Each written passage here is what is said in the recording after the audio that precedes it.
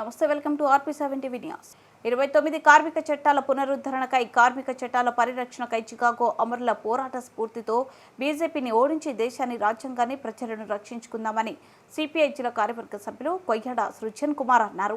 May Day కార్మిక దినోత్సవాన్ని పురస్కరించుకొని కరీంనగర్ జిల్లా రామడుగు మండలం దేశరాజుపల్లి, లక్ష్మీపూర్, రామడుగు, గోపాలరావుపేట తదితర గ్రామాల్లో ఎర్ర జెండాలు ఎగురవేశారు. ఈ సందర్భంగా సృజన్ కుమార్ మాట్లాడుతూ, కేంద్రంలోని నరేంద్ర మోడీ బీజేపీ ప్రభుత్వ పాలనలో దేశ అభివృద్ధి వందల సంవత్సరాలు వెనక్కు వెళ్లిందని, కుల మత విద్వేషాలు, మైనార్టీలు, దళితులపై అమానుష దాడులు పెరిగాయన్నారు. దేశంలో దారిద్ర్యం విడుస్తుందని, సోదర భావం దెబ్బతింటుందని ప్రశ్నించే గొంతులను అణచివేసేందుకు జైలు పెట్టి వేధిస్తుందని ఆవేదన వ్యక్తం చేశారు.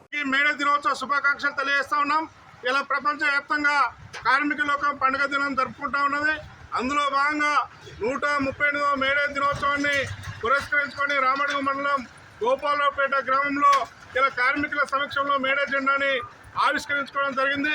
ప్రధానంగా ఈ యొక్క మేడేకి ఒక గొప్ప చరిత్ర ఉంది.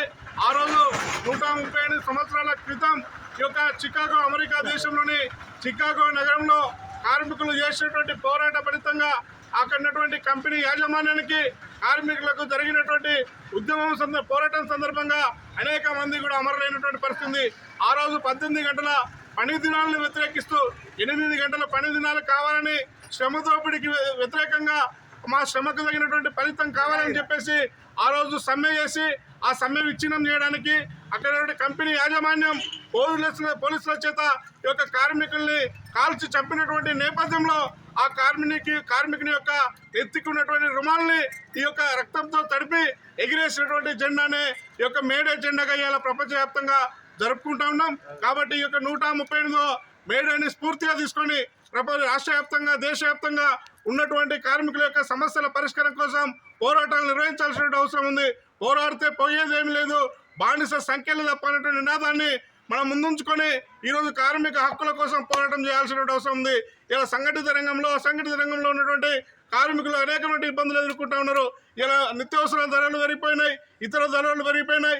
ఈ యొక్క కార్మికుడు చేసేటువంటి శ్రమకు ఫలితం వస్తలేదు.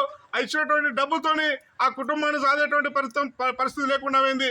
ఇలా దేశంలో ఉన్నటువంటి నరేంద్ర మోడీ ప్రభుత్వం కార్మికులు పోరాడి సాధించుకున్నటువంటి చట్టాలని, హక్కులన్నింటినీ కూడా నిర్వీర్యం చేసి ఈ చట్టాలను ఎత్తేసేటువంటి ప్రయత్నం కొనసాగుతూ ఉన్నది.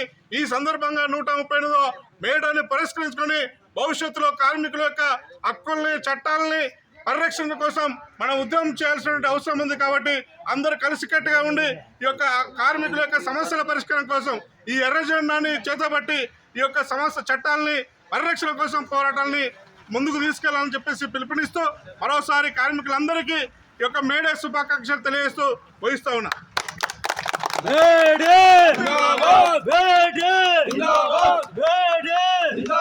కార్మికుల ఐక్యత, కార్మికుల ఐక్యత, కార్మికుల ఐక్యత, కార్మికుల ఐక్యత, కార్మికులారా పార్టీ, కార్మికులారా, కార్మికులారా, కార్మికులారా, ప్రపంచ కార్మికులారా,